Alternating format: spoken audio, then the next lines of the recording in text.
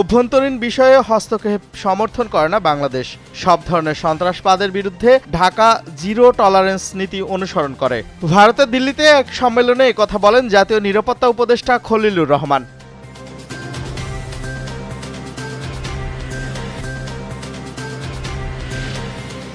তত্ত্বাবধায়ক সরকার ব্যবস্থা বাংলাদেশের গণতন্ত্রের জন্য সহায়ক ব্যবস্থা। এখন থেকে আর দিনের ভোট রাতে হবে না কিংবা মৃত মানুষ এসে ভোট দিয়ে যাবে না, এমন মন্তব্য করেছেন attorney general Mohammad Asaduzzaman. Cocktail ছোড়া বা এ ধরনের হামলার মাধ্যমে পুলিশের মনোবল দুর্বল করার চেষ্টা হলে আইন অনুযায়ী কঠোর ব্যবস্থা নেওয়া হবে। এক অনুষ্ঠান শেষে এসব কথা বলেন ডিএমপি কমিশনার শেখ মোহাম্মদ সাজ্জাদ আলী।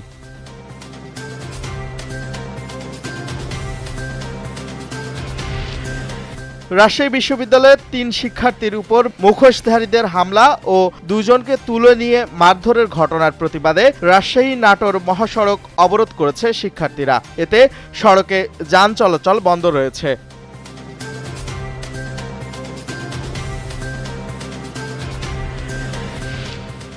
দশমবারের মতো বিহারের মুখ্যমন্ত্রী হিসেবে শপথ নিলেন জনতা দলের সভাপতি নীতীশ কুমার। এক প্রতিবেদনে এই তথ্য জানিয়েছে এনডিটিভি।